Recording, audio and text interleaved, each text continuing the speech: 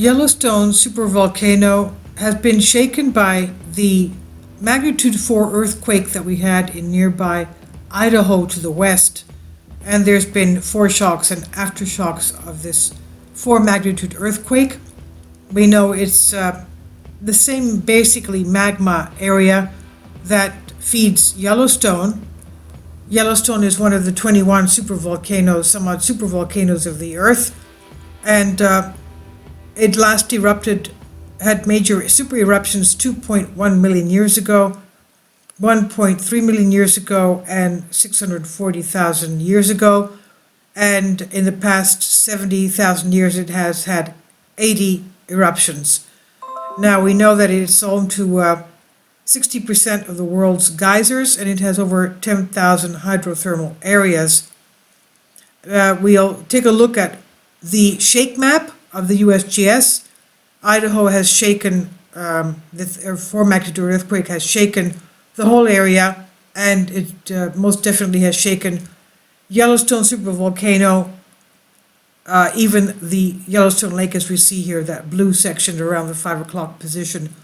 We're going to see the GPS stations showing the deformation, movement, and what's going on with that area. Is it inflating? Is it deflating? Let's take a look at the maps together. Please support my Patreon account since YouTube has again demonetized my YouTube channel. The daily posts are 5 videos daily, and they are totally different from what I have on my YouTube channel. Thank you so much for your support and that you find all my content so interesting. You'll find the Patreon account details in the description box below. So here we are at Seismo Berkeley, and this is the map of the area. Just basically northeast of Boise, Idaho, in Stanley. And this is the area of the Yellowstone Supervolcano.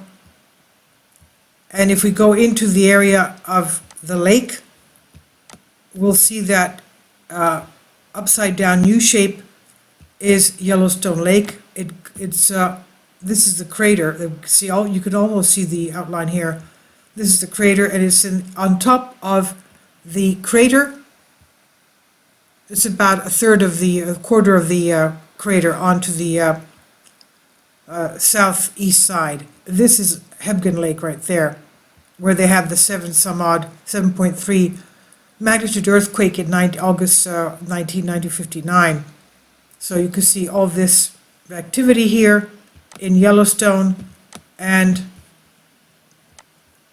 this area here. Okay, it's obviously not very close, but still it has been shaken. And these are the earthquakes prior to that, a couple of days before, 3.1, and this is the aftershock of 2.8. Let's go and see the frequency. Okay, this is the shake map.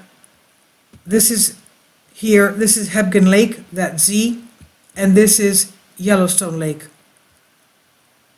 Sorry, is that Hebgen Lake? It's very difficult to see under this, yeah, that Z right there is Hebgen Lake, and this is Yellowstone Lake. This is the crater right there. Now, USGS stops the lines in this square that we see, and it's very intensive, as you can see, even though it's only a 4 magnitude. I would venture to say it did shake all these areas. This is Salt Lake right here, Salt Lake. So this area here is overdue for a 6.57 magnitude earthquake, which happens about every 3,000 years, like clockwork. One of the past videos that we did an analysis of that, USGS told us that this is what happens in that area. So the intensity, I took the intensity out because otherwise we wouldn't be able to see anything. Okay. Let's take the intensity out again. These are the fault lines, as you can see right here. And this is the area of the supervolcano right here. Yellowstone Supervolcano. And that's the lake sitting over the roof of the magma chamber. And the geologists have told us that even a stiff wind over the surface of that lake is dangerous for the roof of the magma chamber because of the fact that supervolcanoes are so much bigger than regular volcanoes. And the area covered, the lake that covers this area, of course, sitting on top of the roof of the magma chamber. Even the stiff wind, a breeze going over the lake surface water can cause an earthquake, and that's something they don't want happening, obviously. So this is the frequency, the shake frequency, as you can see. I would venture to say, yes, Yellowstone has been shaken by this. Let's go to the geodesy to see. Let's go to, take off the aerial so you can see. Let's go topographic. Okay, that's it, Yellowstone National Park. Okay, Great Salt Lake. Okay, let's go to the geodesy. You can see some movement. Okay, this is one of the GPS's, station OFW2. It's basically north of, well, between Hebgen Lake and Yellowstone Lake. That's Yellowstone Lake right there. And this is the movement, the deformation. If the map shows plotting east, up means it's going east, it's not going up, so it's going west. And this here shows north-south. If it's going up, it goes north. It's not going up, it's going south. So this is going southwest. And look at the movement from 2004 up to now, okay? You could listen, it's going, first of all, it was going deflating, and then it really inflating, and then deflating somewhat, inflating, and now it's a period of deflating. So this is the movement here between Hebgen Lake and Yellowstone Lake. Let's take another one between, let's take something closer to Hebgen Lake. Right here. See what's happening there. Okay, that's inflating. Okay, it's going again, it's going southwest, and it's really inflating. Even though it's seasonal, it is inflating. Since 2008 up to now, you can see that it is inflating. This is station P457. Let's go closer to, shall we go to this here, this one here? What's happening here? Okay, this is very strange. Something happened here. Maybe they adjusted. Again, it's southwest.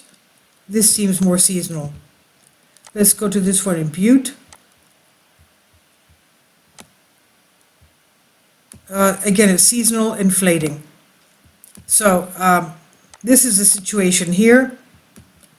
Between Hebgen Lake and Yellowstone Lake, it's basically up, down, and basically inflating this one closer to Idaho. And this is the beautiful lava flow, as you can see here, craters of the moon. This is what was in our shake map. If we go into that area, craters of the moon lava, this is it right here, as you can see.